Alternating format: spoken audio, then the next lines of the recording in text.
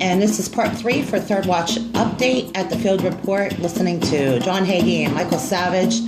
The interview you don't want to miss after this.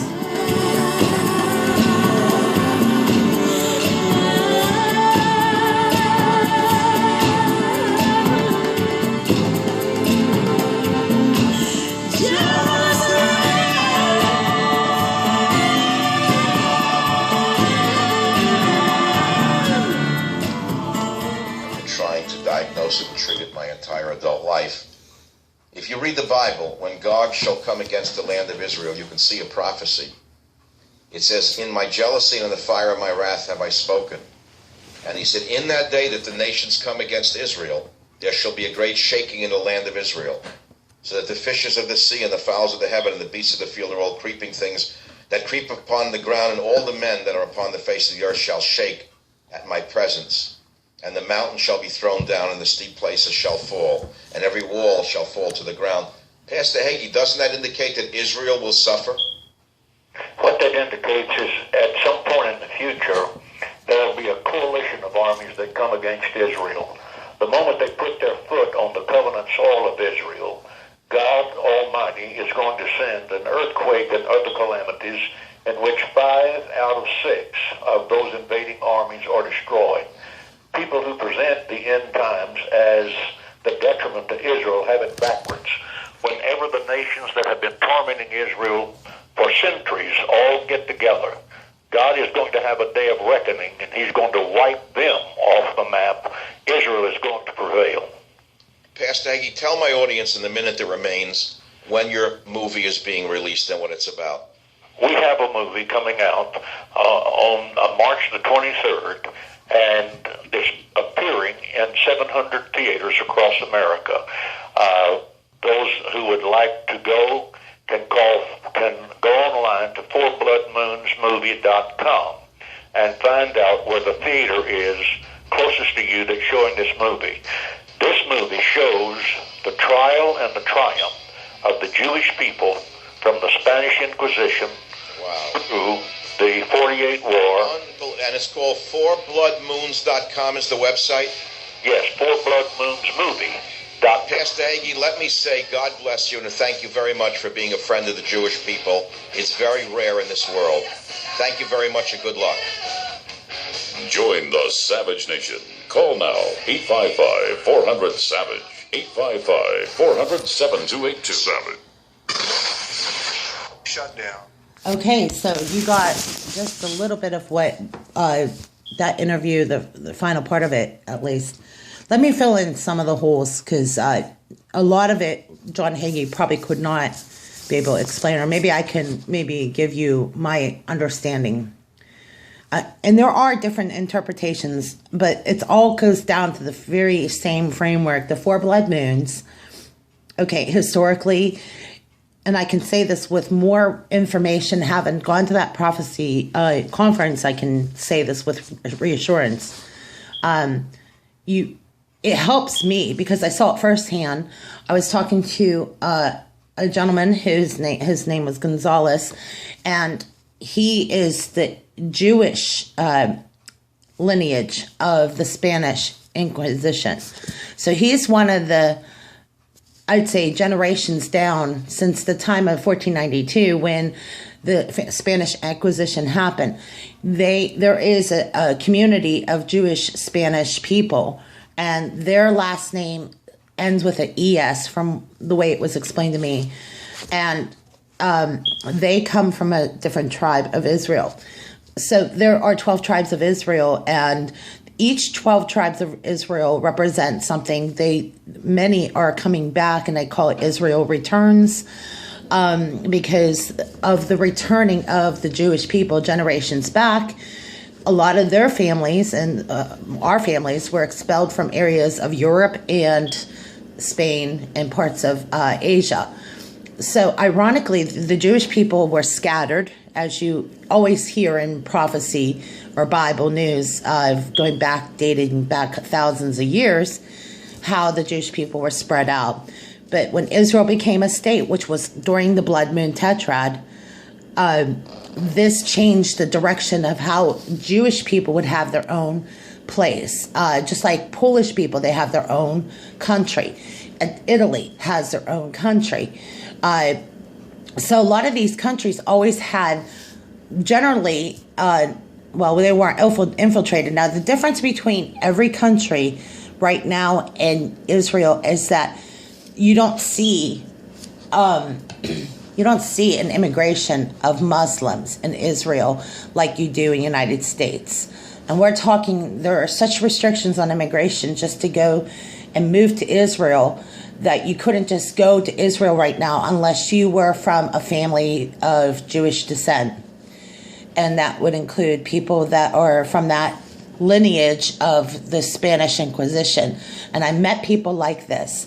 So going back to why they call Israel returns, it's part of the prophecy that the Jewish people will return back to the land, which is happening as we speak. It's been happening since Israel became a state, but you're seeing an uptick because a lot of what has happened in Ethiopia, you'll see you're hearing more of Ethiopian Jews are moving back to Israel, and now you're seeing a bigger return of the Jewish people from France.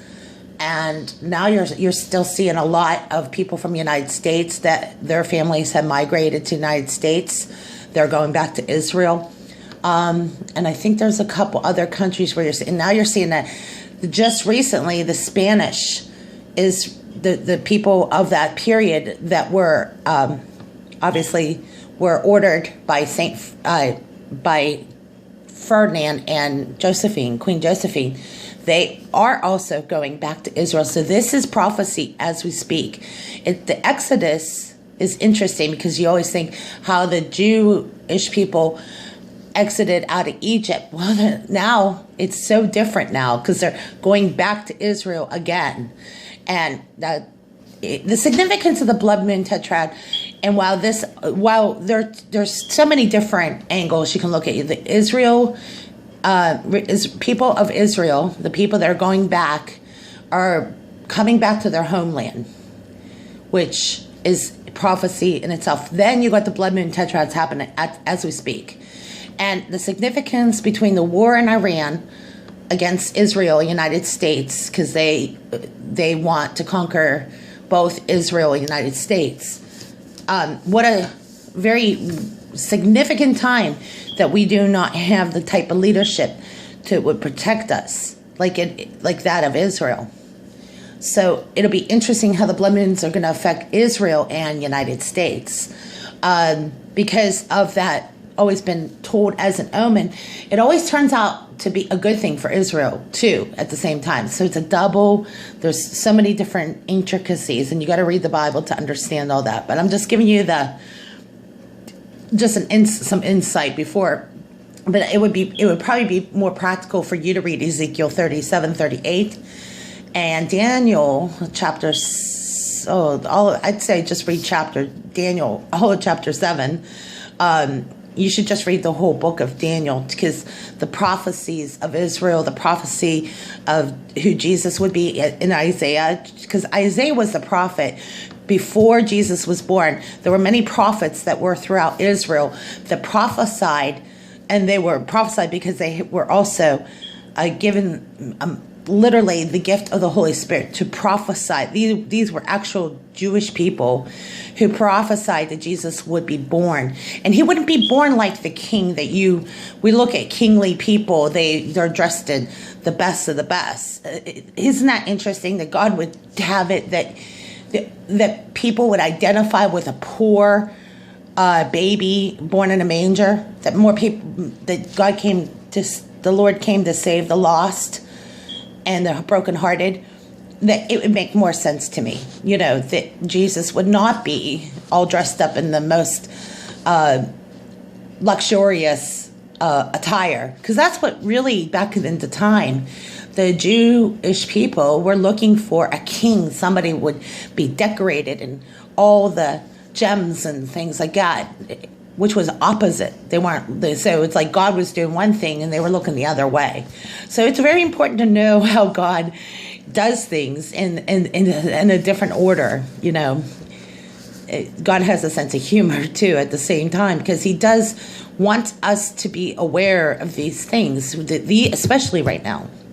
So it makes more sense to me. I hope that it doesn't confuse anybody, but how can you not see the significance of the prophecy? Yeah, unless you don't read the Bible, you could not possibly understand what that means politically.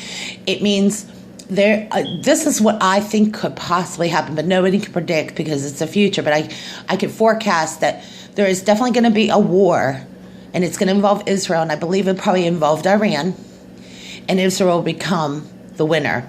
But because Israel become the winner, well, that's how you get to Gog and Magog, because Gog and Magog would be probably a splinter off of what, and that is, there's Gog and Magog War 1, and at the very end there's Gog and Magog 2. So there's like World War 1, World War 2.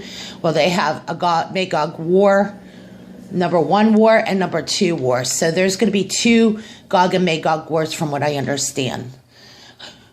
What that means in the process is that many people don't understand the importance of why it's important to pay attention to the revelation, because this is the unveiling. And because of CERN and some things that are happening just in the scientific community, I mean, you even have people like Stephen Hawking, who's an atheist, who knows if once they start messing with CERN, which apparently tomorrow, March 13th, is the big day to do that. Well, they're going to officially really continue to open it March 20th. And what that means by opening up CERN, they're going to open up a portal, a stargate into the atmosphere, which, if you know Revelation 9:11, it talks about the angel of the bottomless pit. That could be very much what that looks like to me. It looks like March 20th could possibly be a prophecy of Revelation 9:11. Revelation 9:11 says, and they who gave the keys to the angel to the bottomless pit, opened that pit. That could mean what CERN is. That's I'm just speculating now. I know a lot of people probably don't like to speculate, but I like to think that we're close enough to something, and we know how significant this is.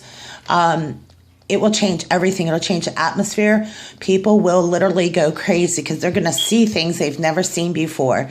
And that's what the Stargate will cause. It'll cause this opening. It will change humanity and the world around us. I mean, completely. It'll be night and day. There will be such epic evil if they do this. And it's not a matter if, I think they already planned it, unless God intervenes, but we can only hope so. I'm going to sign off for now here for the Third Watch update at the Field Report.